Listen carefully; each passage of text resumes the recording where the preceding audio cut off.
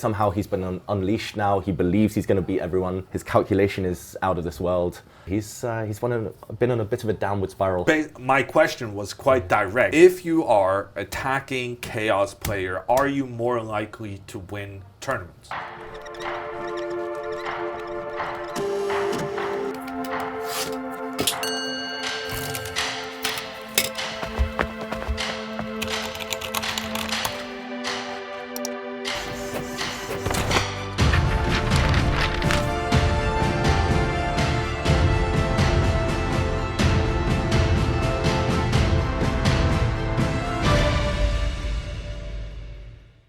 It's a new month, and that means a new episode of World Rankings with Hammer and Howell. I'm Jon Ludvig Hammer. And I'm David Howell. And this month, a lot of the rating changes, David. League chess. Exactly. And we are no exception to that. That's right. We had decent fortunes, I'm going to say, in League chess. That's going to be our improvement tip of the month, actually. If you can play leagues, do play leagues. Because I made an achievement I'm very proud of. I gained a grand total of 0 rating points this month. But that was after losing my first game in the Bundesliga against Vincent Keimer. More about him later. But then I won my second game against Gatakamsky, rounding off at 0 in the end. But you had a bit of a success story. I am now a third time in a row Swedish league champion. Gaining 4 points in that final weekend, securing the title for my team with the help of, all the other people as well. But yeah, league chess can be really good because a lot of tournaments that you play over the weekend, they often try and cram in 5 or even 7 games in a weekend. And the great thing about team chess is that then you get the European 1 game a day. Sure. Which is a calmer, more tolerable schedule, at least for old guys like ourselves, to get some chess in. Exactly, and I mean we're kind of doing it slightly tongue-in-cheek, but 4 points that gain is actually quite a lot. It feels like a big success, right? And like you said, for players of a certain generation, it's nice to have a bit of comfort, have a bit of time to prepare beforehand, to settle in, to use your experience, and no, I'm impressed. Good work. Thank you. We do also have some changes in the top 5.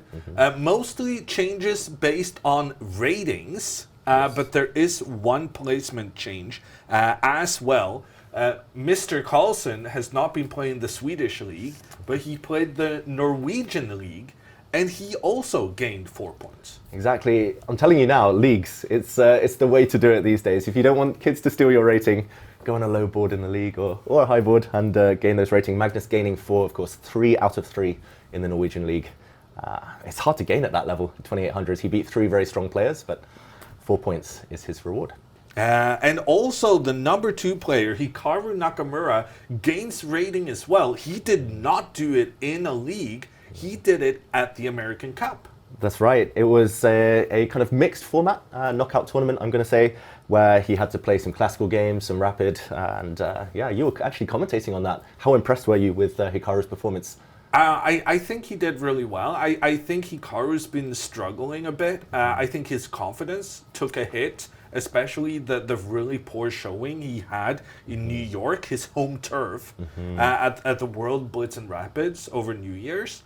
And he's been disappointed with a couple of results since. And I think he needed to get a good experience. And he won the American Cup, like you said. There was a knockout, some classical games. Hikaru was actually the only player to win a classical game, but he won 2 of them. Yeah. One of them against Fabiano Caruana, which is part of the reason why Fabi is knocked down from his 4th place, now down to 5th. That's right. Fabiano now dropping 7 rating points down to 27.76. And actually on paper, it looks like a decent result for Fabiano, losing in the grand final.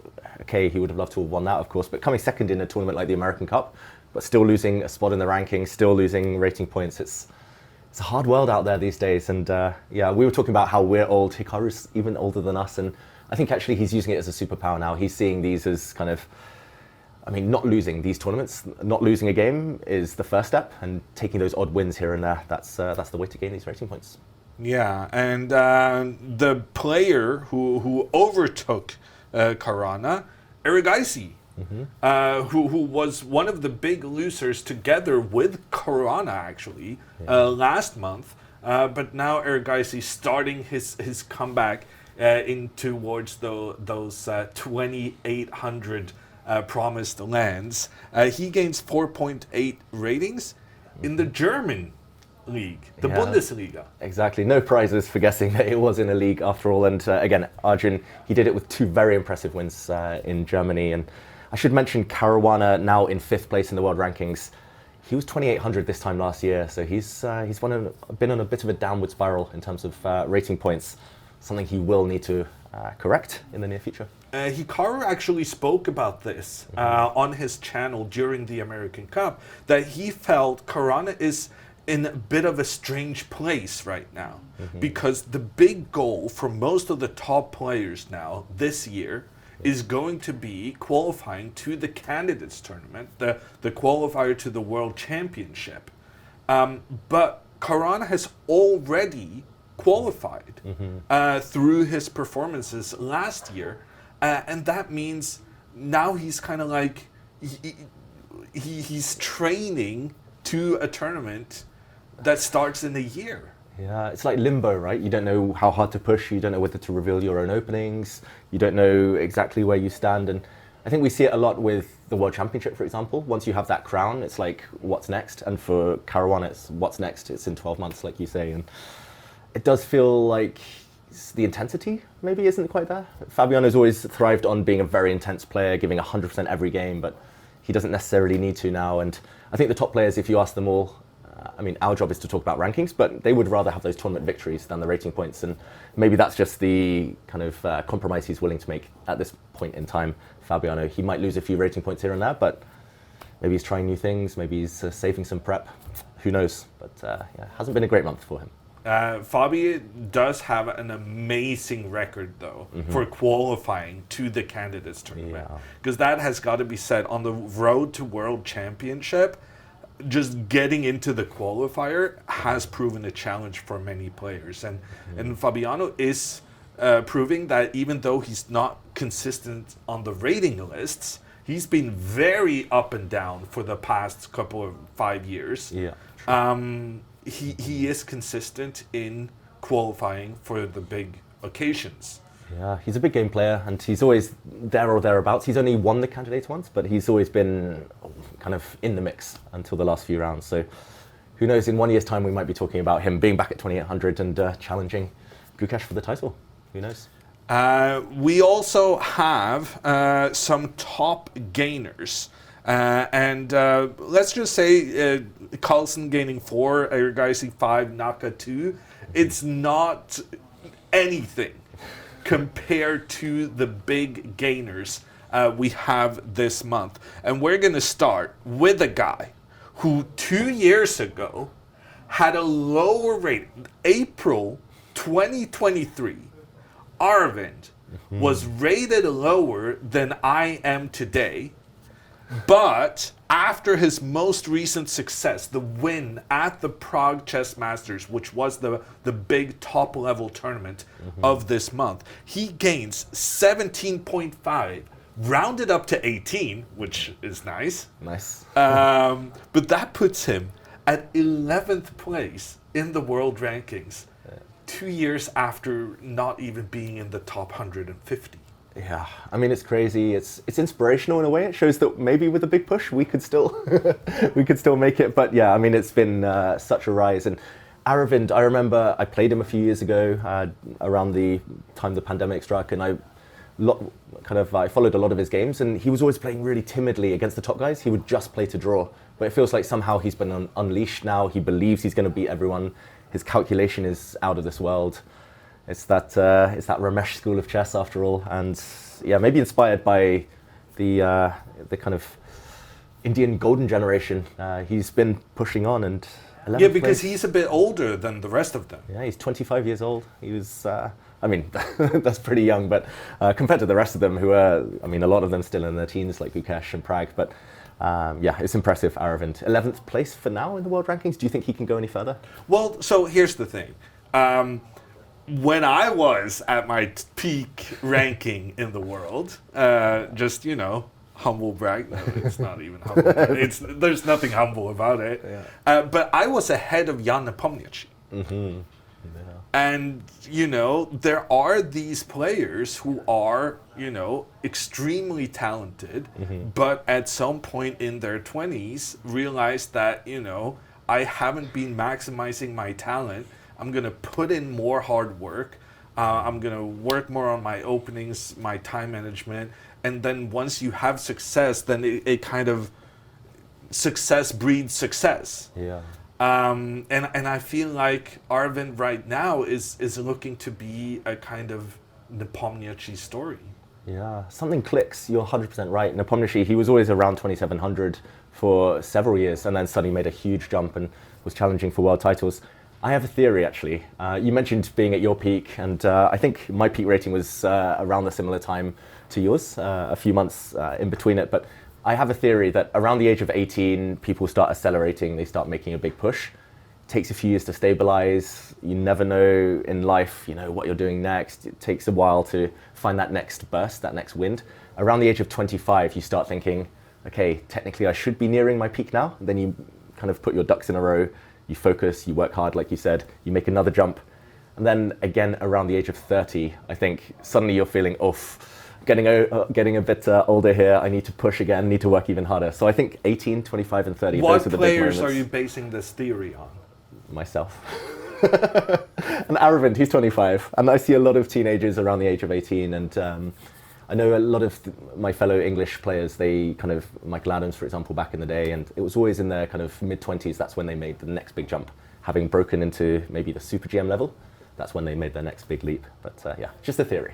I'll flesh it out in future months. In addition to Aravindh, the big winners of this month are all from the European Individual Championship, which is quite a long tournament. Yeah. Which also is part of the reason why the rating gains are so big, because if you do well in a tournament that lasts for quite many rounds, then you're gonna make more rating than if it was a short tournament. And the winner of the European, like he did in 2022, this is a two-time winner of the European Championship, Matthias Blühbaum. Yeah, first time ever that anyone has won the title more than once. Very impressive. Yeah, it's crazy, right? To think that nobody has won that title again, and he's managed to do it 3 years later, and he gained 17 points. Not too bad. Fantastic for him, but he wasn't even the biggest winner of the month on that top three. Rodstein, who finished with a bronze medal, he actually gained more rating than Blühbaum, but that's mostly because he was lower to begin with. That's true, and Maxim Rodstein, I think he's 1 year older than us, or he's born the year before, and one of the most talented players of his generation. He reached around 2,700, very young, but then he kind of stagnated for a while, made a bit of a drop in recent years, went into the 2,500s, but in the last year alone, he's gained 56 of those points back. He's gone up 141 places in the world rankings in the last 12 months. It feels like he's stabilized. I'm not sure whether it's life stuff, Is it motivation stuff. the 30 bump? No, he's 36. 36. Maybe there's another bump that I'm yet to experience. I'm hoping. But either way, yeah, we have to congratulate Rodstein. Bronze medal in the Euros, World Cup spot as well, qualifying for the World Cup later this year. And yeah, it looks like a step in the right direction for him again. Such a talented player. And we're also, these were the top three gainers of the month, but we're going to do a little shout out also to our fellow Scandinavian language speaker, of which David now is one, I will say, ish. Fredrik Svane. He represents Germany, which makes this a top two placement for Germany in the European Championship. But his parents is Danish. I've spoken Danish to his brother, his older brother Rasmus. He is also a 2600 grandmaster, but now the younger brother Fredrik Svane is going beyond his bro, and those rating points he gained, like this guy is top 50 soon. Yeah, it's impressive. He's only 21 years old, Fredrik Svane. His older brother I've played many, many times, Rasmus, as you mentioned, and very talented, got very kind of nice ideas in the opening, and clearly having that kind of experience in the family has given him a boost. He's got a weird style, Fredrik Svane. I can't quite put my finger on. He's sometimes very, very aggressive. Sometimes it looks like he's kind of doing nothing, and then suddenly the position explodes, and he always seems to be ready. But yeah, very nice for Germany, at least, to have him on their books. That was the top winners of the month, and we're going to move to a somewhat more uncomfortable topic now, the top losers, as far as rating goes, at least. And because of the European Championship, there are some very significant losses here. And I feel with these players, because I myself, I feel like I'm a bit of a moody player. So like either I win, 10 points, or I lose 20. Because it's so much easier to lose than it is to win. Exactly, especially these long tournaments. It's the inverse of what you said earlier. I mean, if you're in bad form, if you're not feeling it, if you're ill, you fall ill early, and I mean, things add up, right? They stack up and it spiral very quickly. And two of those players who lost the most points out of the top 100, David Anton Guiaro, very strong player. He's got some medals, I think, in the European Championships. He's been second in Gibraltar a few times. He's got a very high ceiling, but also a bit of a streaky player, I would say. And he lost 23.5 rating points in the Euros. Yeah, and that didn't even win him the loser prize, because to be fair, Anton then gets rounded down to 23, which means Deac, who played at home in Romania. Can you imagine being the hometown player and then just having an absolute stinker? Minus 24 points for Deac. That's a lot of points to lose in 1 month. I forgot about that point, actually. He was the home favourite, all expectations, all eyes on him, of course, in the European Championship. But he's another one, when he's on form, he's very hot. He can burn very brightly and can beat anyone, but not his month, not his Euros. In addition, there has been another tournament we haven't touched upon. We talked about the team chess. We've talked about the Prague Masters. We talked about the European Championship. But there's also been the top tournament in Russia, the Aeroflot Open, gaining most notoriety for Hans Niemann participating, and after the tournament playing a blitz match with Daniil Dubov to settle some scores there. But making the headlines on this podcast within our theme, Vokidov. Yeah, Shamsuddin Vokidov losing over 28 points, but it could have been a lot worse. He also played a tournament in Uzbekistan just after that, and he was actually around 37 points down on this rating list before winning a few games at the end there. But Aeroflot was not his tournament, and it just shows how many strong young players are lurking in all of these countries these days. But the Aeroflot Open, I thought it was great that we saw Nepomniachtchi play, some other very strong players, and I think they were just relieved that they didn't throw too many rating points down the drain this month. Yeah, it can be very intimidating to play some of those up-and-coming players. Vokidov losing 22 points this month, but also, as you said, further losses coming in for the next list in the Agsamov Memorial. Most of these players are not even above 2,700. So, honorable mention. I mean, there's nothing honorable about it, but the top loser in the top 10 is Fabiano Caruana.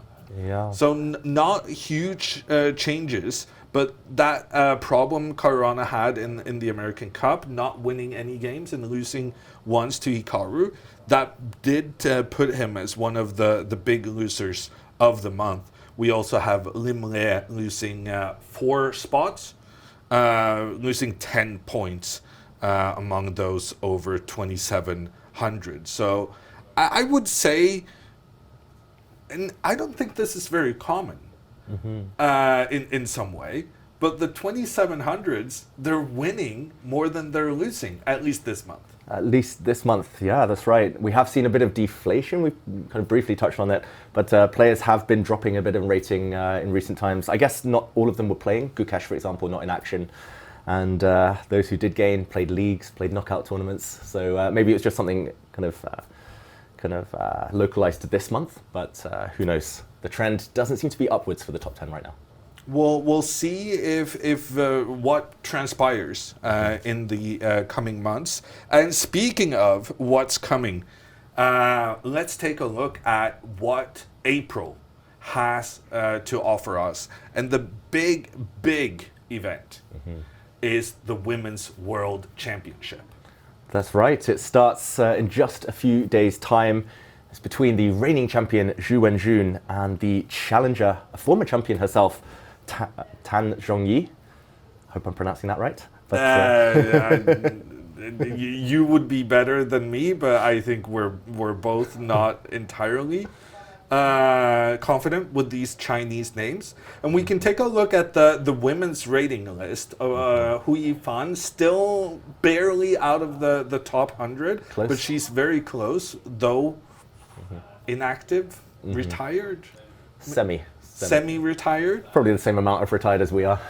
And then the challengers, or rather the reigning champion, Yu Wenyun, 25.61, and Tan Zhongyi, 25.55. They are actually the 2 highest rated players among the active women. So I think, in a way, we got a bit of a problem for the Open World Championship title, in that there were 2 players who we knew were not the best 2 players in the world. But this match, these girls are the best. Yu Wenyun has held the title now for a prolonged period of time. She has proven herself over and over. And as such, she is the favorite. Yeah, I do agree. I should mention. I also have that slight measure of doubt because Tan Zhongyi, she's very streaky. On her day, she can defeat very, very strong players. But I think Zhu Wenjun, she's more consistent. She showed in New York as well that she's great at speed chess. So if it goes to tie breaks, she'll be the favorite there. I think everything adding up in her favor, but yeah, it could be decided by just 1 or 2 games here and there. I saw the score between the 2 of them, and it was very slightly in Yu Wenyun's favor, which is to be expected. But what's interesting is that if you looked at the score according to ratings, then Yu Wenyun actually had done rather poorly, because even though she had a very slightly better score, she's been 100 points higher rated than Tan most of the time. And in fact, Tan, she's on a monstrous boom. She has gained a lot of rating over the last year. And if you just compare their performances in the last year, I would say Tan's performances have been better. Yeah, she was really impressive at the candidates just 12 months ago. So if she can kind of recapture that form and kind of keep it going, then maybe she's got a chance. I don't know, I just tend to think that the incumbent champions always have this aura around them, always this kind of slight, I always go for a slight preference for them. There haven't actually been so many times in recent history of a challenger coming in and taking a title from someone who's held it for a long time. So I'm still going to say Zhu Wenjun. Today's deep dive theme, the new generation. In order to talk about the new generation, David, we have to define who are they. And I've taken a look at the rating lists, and I'm seeing a lot of the same number, because now, including 5 out of the top 10 players on the rating list are born 2003 or even earlier, but there's a very distinct lack of players 2002, 2001, and 2000. Yeah, that means we're going to start our cutoff point for these emerging talents as the year 2003, like you said, Erigaisi 2003, Firouzja 2003, Hans Niemann as well, who's slightly further down, but that seems to be the year. And a bit later, Prague, Abdusattorov, and Gukesh, the youngest of them all, the world champion. Yeah, it is kind of weird that the youngest guy of the new generation is the world champion. 2006, that's crazy. So the way we're gonna do this then is that these players born 2000 or earlier, they are what we define as the new generation. I also want to try and define some kind of categories, because if we're going to be talking about them, we need to put some boxes.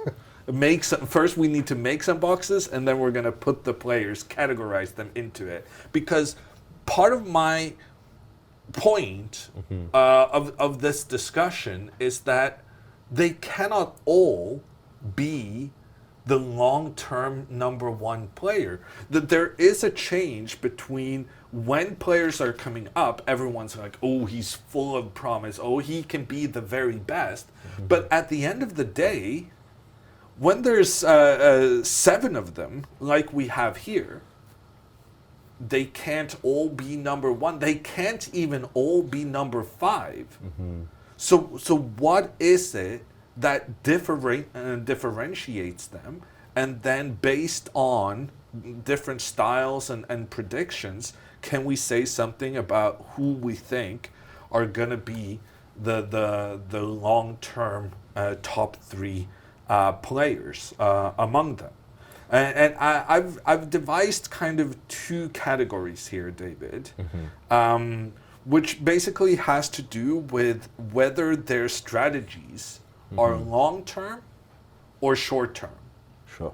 So I've said like attacking players, a bit of chaos players, they really care about the short-term gains. They're about attacking the king, no hesitation, just go straight for the throat.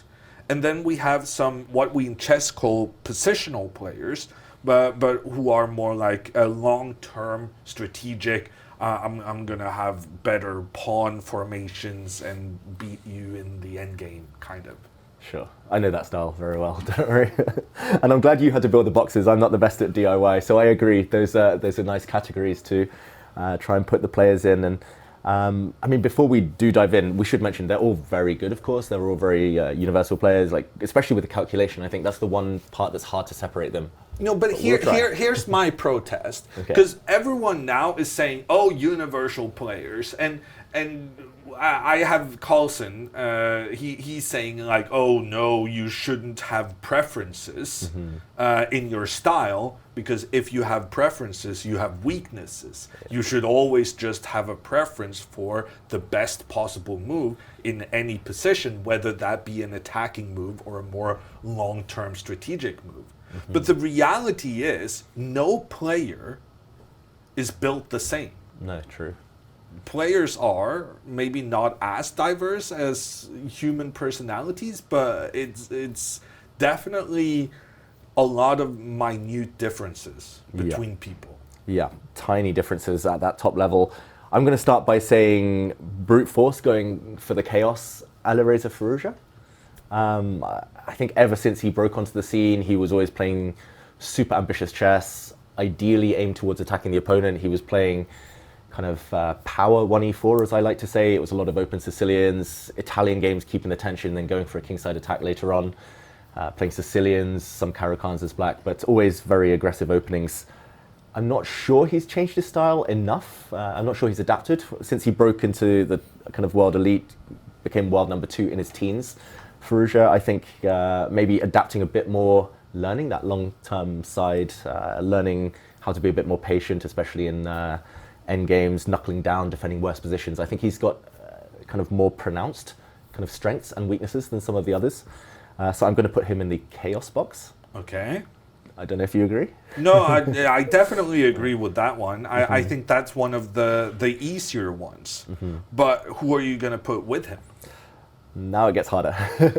I'm going to say Abdusattorov because his openings, I think, very strong in most departments, but there are some which are not entirely sound, which are more chaos-based. He plays some very kind of strange-looking e4, e5 openings, for example, with white, some gambits here and there, which others don't really indulge in.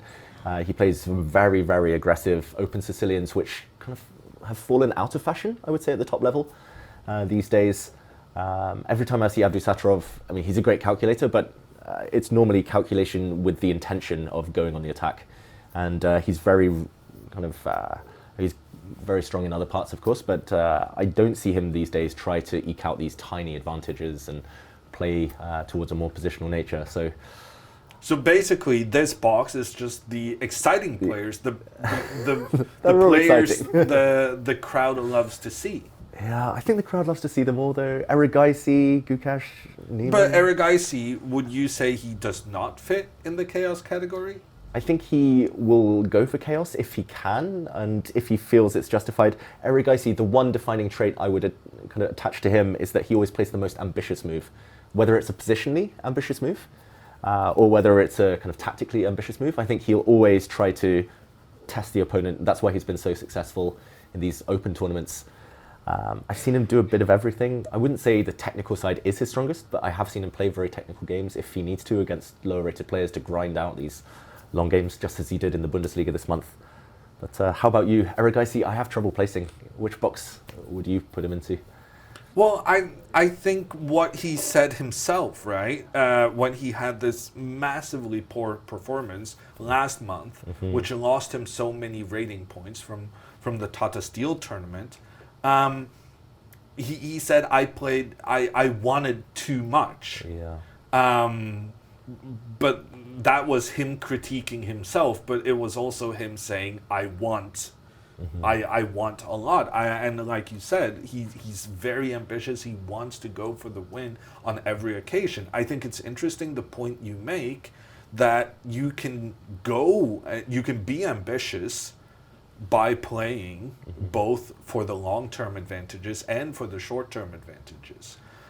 So that's an interesting feature, observation, I think. Yeah, it just feels like he needs another gear, essentially. He needs to know when to maybe take his foot off the pedal and kind of just stabilize. Yeah, and when you say another gear, what I think of when I hear that expression, I'm like, oh, he needs to up, but he needs to slow down, is what you're saying. Exactly. He needs maybe a reverse pedal or like a brake pedal occasionally, just to kind of maintain his level at the top. And still very early days for him. It's still new, I think, being up there in the world top 5. So if he just stabilizes that position in the next year, I think it's been a success for him. But do you think Erigaisi is reminiscent of Gukash in that they are both very ambitious players? I feel like Gukash can go both ways as well, both long-term and short-term. And what Gukash showed in his World Championship victory against Ding, he was willing to play on in positions where he quite obviously was worse off, but he believed himself to be the stronger player, and that as long as he kept pushing and pushing and pushing, Ding would crack. And he did. He did. It all looked like a kind of master plan from, I mean, it was. He mentioned kind of his pre-match strategy, but it all looked perfect. It's kind of put pressure on the opponent, tire the opponent out, and the opponent cracked at the 12th hour. So, Gukash, I would say he has slightly more gears than Erigaisi. He knows when he can take his foot off the pedal and kind of stabilize, but he just chose not to do it against Ding. Same in Tata Steel. There were a couple of games where Gukash, he was clearly worse, but he rejected repetitions, he rejected draw offers, and it mostly turned out well for him. In terms of chaos, I think he does thrive in chaos, but he doesn't necessarily seek it out. in the World Championship match, a lot of his preparation was maybe Keimer inspired or maybe inspired by his team in general, but it was just to surprise the opponent as early as possible, not to go on the attack, not to go too chaotic. So yeah, he's a hard one to place in the two camps. I'm going to say maybe slightly more towards the chaos, but strategic. He's proven he can do it. He ground down Ding after all in that last game. And speaking of these edge cases, Hans Niemann. Yes. Against the lower rated players, very aggressive, very go for the kill. Yes. But you made an observation about how he approaches playing the top guys.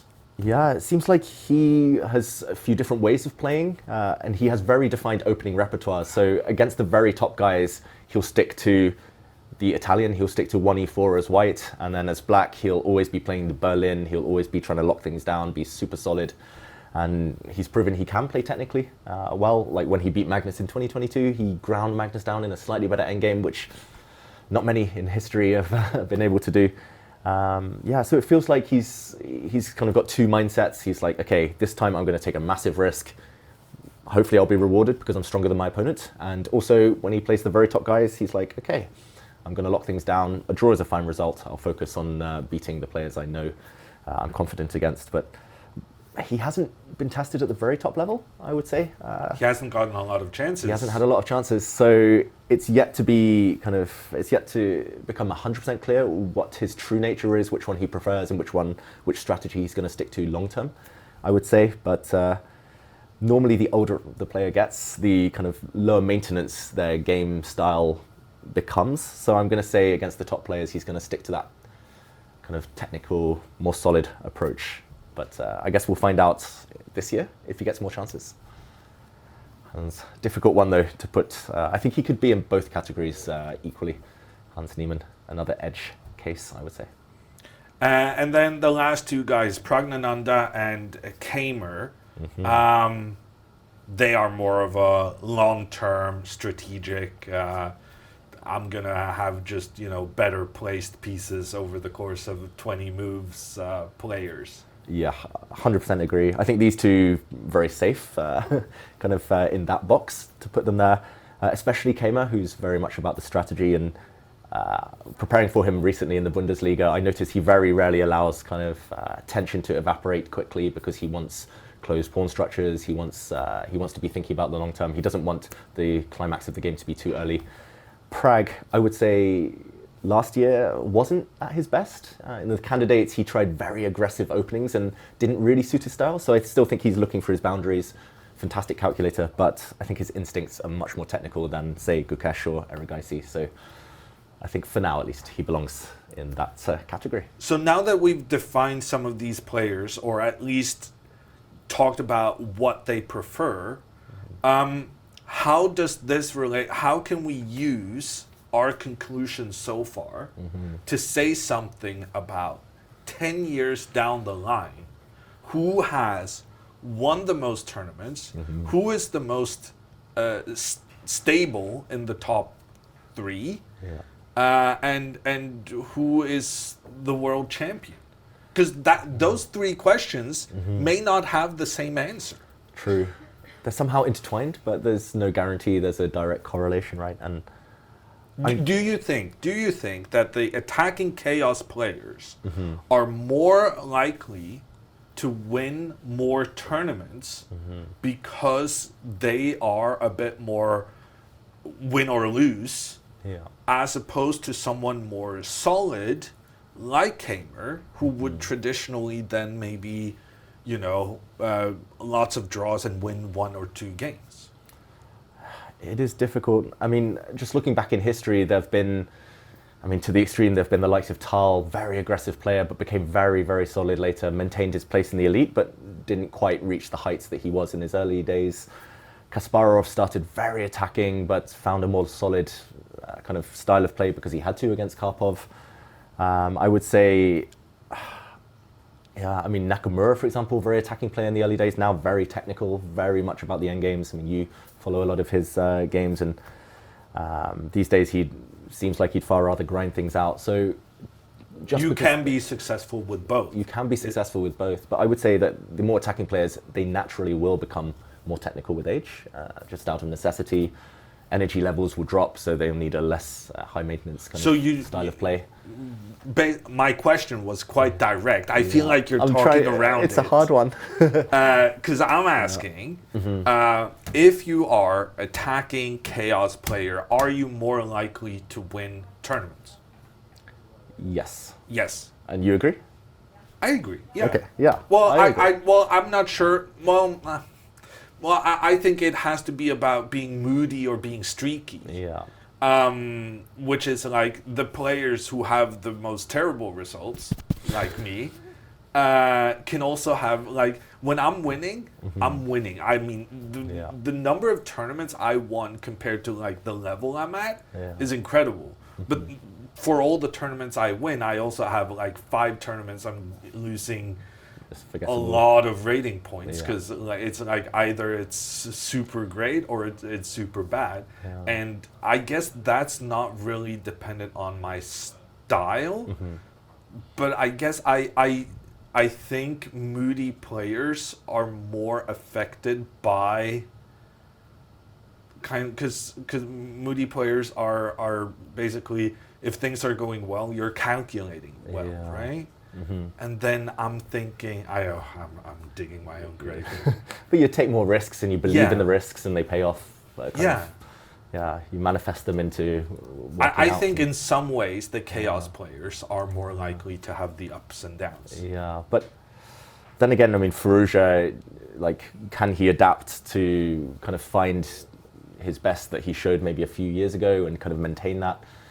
We haven't talked about him winning many tournaments lately, at least not classical tournaments. I think it depends a lot on personality as well. Like you mentioned, the kind of moody players, I would happily swap with you where I'd be winning more tournaments, but then have that swing in rating. I've been able to maintain like rating within 30 points of kind of each the high and the low over the last 10 years, but I haven't been winning many tournaments. So a lot depends on the players, kind of their mindsets. If they want to avoid risk. For example, Wesley So, again, very attacking player initially in his early days, then became very solid just to maintain his place in the top 10, top 20. If that's their goal, to just maintain their place, then I will say they're going to be there, but they won't be that guy. They won't be the one. But if they want to take risks like Gukesh showed last year, maybe that's going to reward them with the World Championship title. Maybe Gukesh will drop off and not be there in 10 years, but at least he's risked it. So are we now saying that style doesn't necessarily affect this very much, and that it all has to do with their level, and then it's just about who is going to have the maximum potential? Well, it's not even about who's going to have the maximum potential. It's about reaching your potential. Exactly. At this point, these kids, and this is what annoys me when people talk about 13-year-olds, they're going to say, oh, this could be the next fantastic player. And it's like, yeah, sure, at 13, everyone has fantastic potential, but it's not really about what your potential is. It's about your ability to maximize your potential. And now these guys have gotten really far. And the question is, do they have that little extra to take the throne, to take the reins as the older generation kind of fades away? Yeah. I wish I could give a more direct answer. I wish I could say Prague, it's going to be him. But I genuinely think it's about their mindset. It's about how they understand their own strengths. Okay, but if you can't point at a single player, continue this thought you had. What is the skill that's needed to be the one? I think understanding your strengths, how to push, when to push, how to adapt. Nobody can maintain the chaos style forever. I don't know many players who, from their teens to their 30s, they maintain the exact same style. I mean, they're going to be rivals for the next decade, maybe more. This 7 and more, and they'll have to first learn how to beat the older generation, which they're learning. They're getting there, and then they'll have to learn how to stand out from the crowd. So it's just that toughness. There's going to be a whole bunch of setbacks for all of them. Like you said, there's not enough space for all of them to win these tournaments. So it's just how they recover from that. I think Faruja, he's the one for me who hasn't shown that he's got the mental toughness to kind of maintain that consistency. But isn't Firouzja also the only one we've actually gotten to see if he can maintain?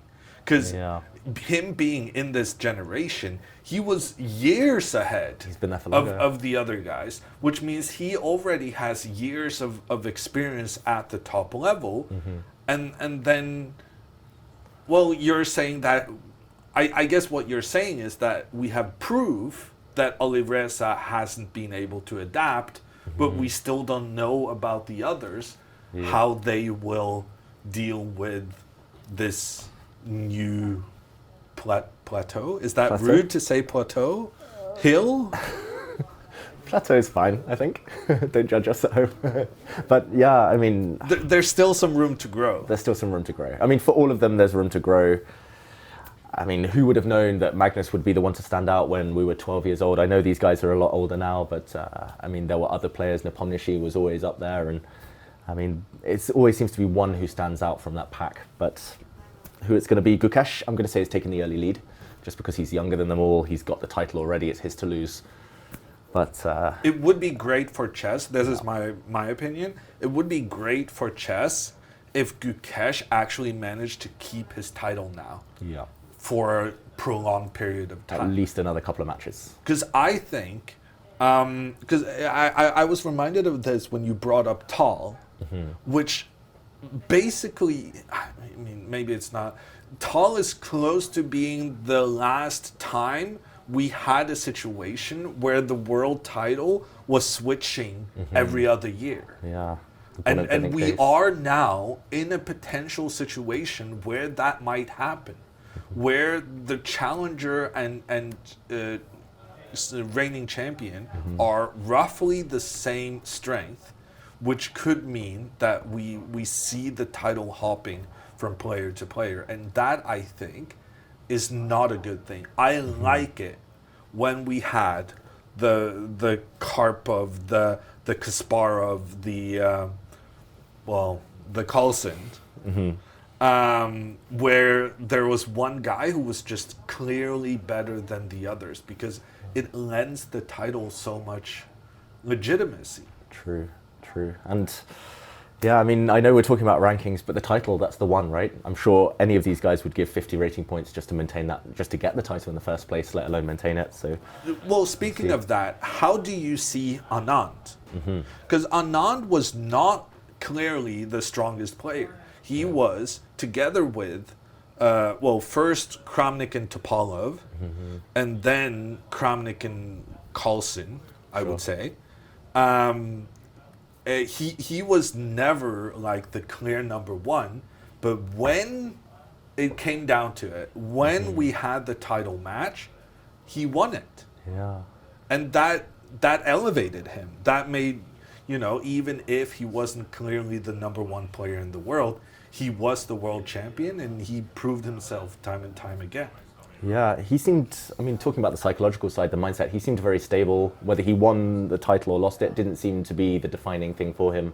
He later admitted it. He did feel quite heavy throughout the year. He wasn't winning so many tournaments because he felt the pressure. But in the title matches, I mean, Topalov, I think, was more emotional than Anand. Kramnik, Gelfand, for him, it was like the pinnacle. It's like he'd finally made his kind of his reach towards the world title. But for Anand, it was just another match, and he wasn't at his best, but he still got the job done. So I think that's something that Gukesh needs to take inspiration from. I agree. It would be nice to have one person, one player at the top for a long time, I think, for chess in general. But for the intrigue side, from the fan side, I don't know. Seeing some very close matches, I think that's almost a guarantee at this point.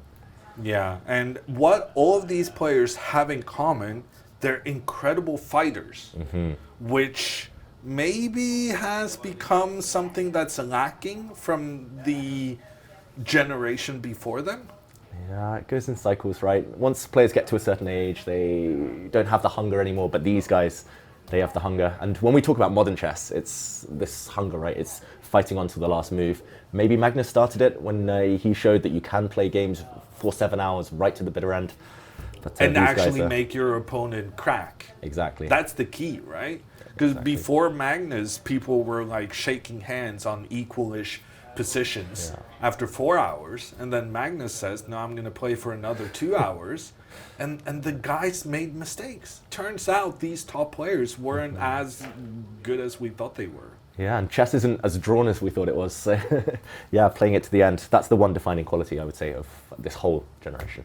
And that promises very well for the fans, and we're looking forward to seeing this new generation. Maybe we're cheering for Gukesh. It's not because we believe Gukesh is the better player, but we just like the idea of one guy kind of being the icon, The king. of the game, the king. Very good. But with that, we're gonna end this little podcast with our traditional game. And now, David, I know you lost the last one. Don't remind me. I checked the engine. Normally, I'm a very safe player, but I just went bananas, and apparently, I was dead lost already from the opening. But there's something about this environment that inspires me to take risk. Maybe it's the new generation. But let's give you an occasion for a rematch. Revenge. Let's do it. Ready? Good luck. Thank you. Okay. I didn't mean it. Oh, wow. You played this against me. Did I? Yeah. And you managed to win Oh, after Euros. not knowing anything. I got pretty pissed off. Oh, sorry about that. Queen's off. Yeah. Chaos style. We both prefer it this way. I was studying this. Oh, great. I don't remember anything. I could safely say I haven't studied this for a few years. It came as a surprise to me, but some people are saying they're making me think that you could potentially make this trade. Oh, well. Okay, I mean, feel free.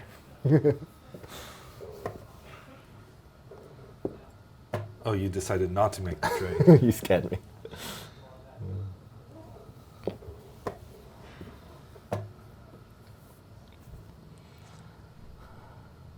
You came for the rankings, you stay for this exciting game. Now I'm scared that I'm going to get grinded down in what I'm actually supposed to be good at.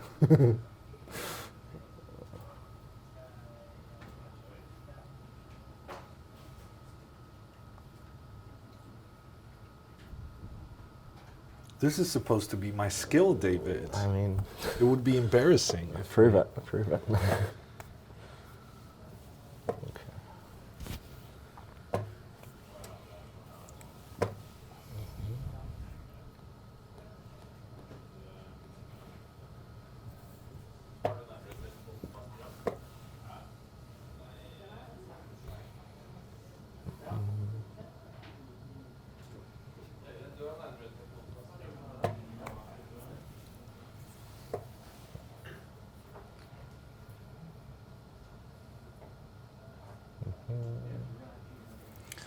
Now what?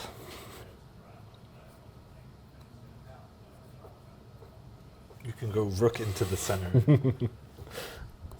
Kind of. Yeah, it doesn't work.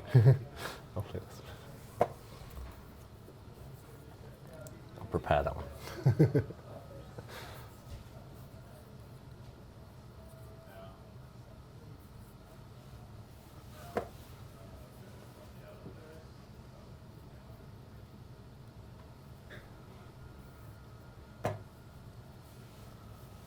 Wow.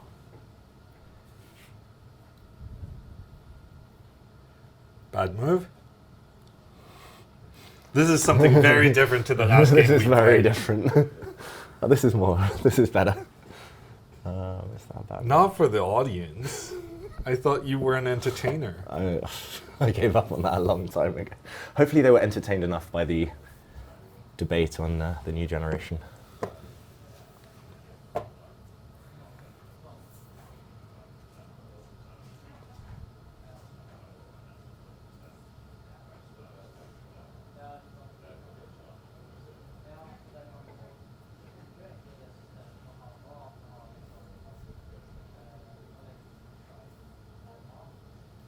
I assumed I was going to be fine here, but now I kind of regret making that trade. Mm.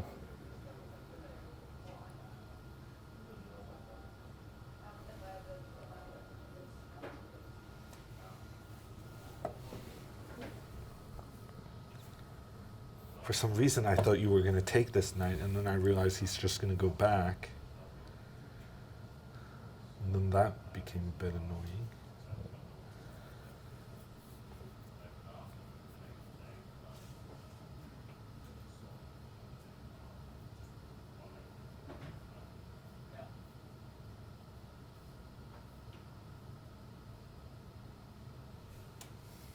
This is so silly.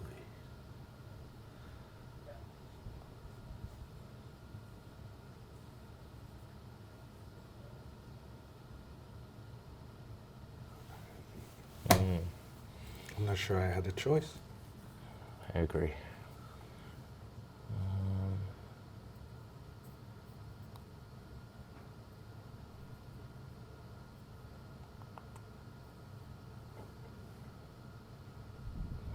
Now I have a choice there. Okay.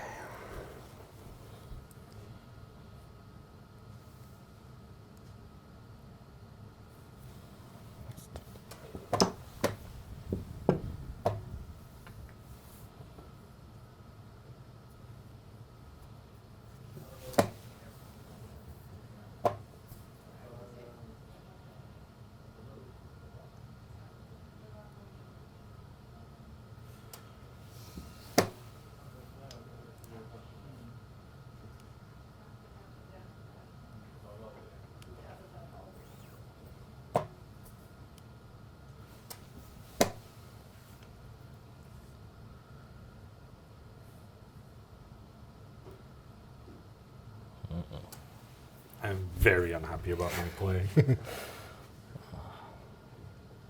I've always wondered what your style is. Because I thought your style was only getting in time scrambles, getting low on time, and then somehow miraculously not losing. Well, that's a good way to sum it up, I think. But here I am getting just completely outplayed. Ooh, interesting.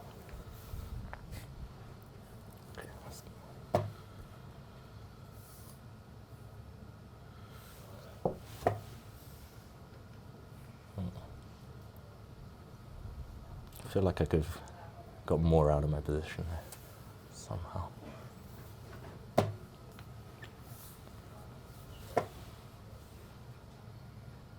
There's still time.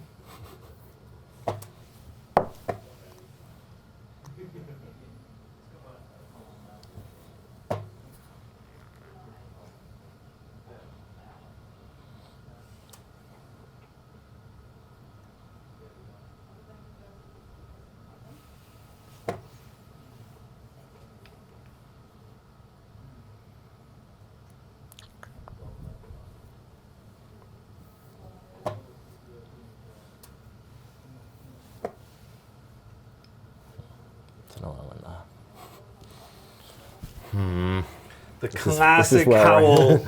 This is where I struggle to convert. We're about to get into a massive time scramble.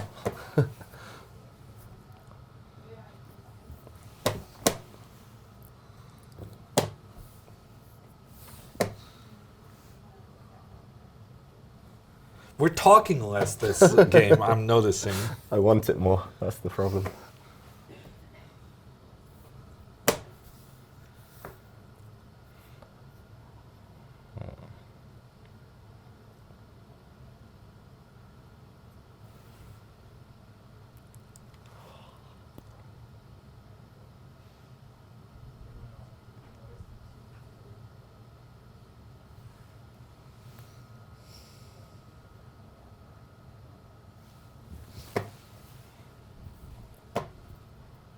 Really?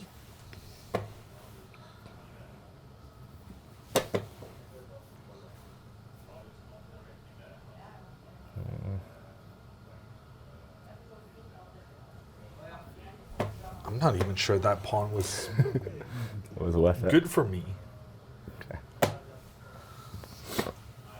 This is how I won the last time, you know? If I lose this, I will cry. Maybe I shouldn't talk too soon.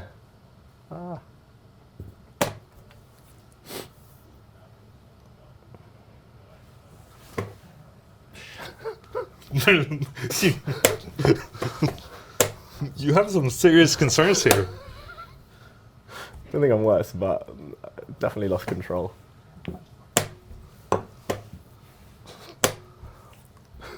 What have I done? Oh, Jesus.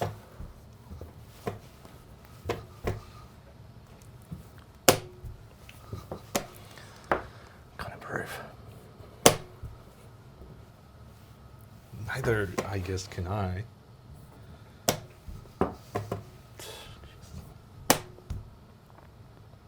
I'm bad at calculating. I'm guessing this is I fine. think you're fine. Damn it. Ah, how did I play this?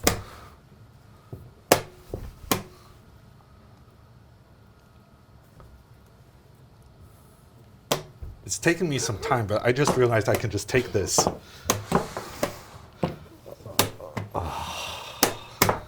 What do you think about the stalemate wins the game thing? Good game. I would have taken it there. Oh, well played. Oh. Yeah, allowing your king in. Allowing your king in. Oh, well. Anything can happen in the time Yeah. scramble. Should have just left my knight in d5. You'll get another chance I will next get a month. chance. I know. We'll see you then.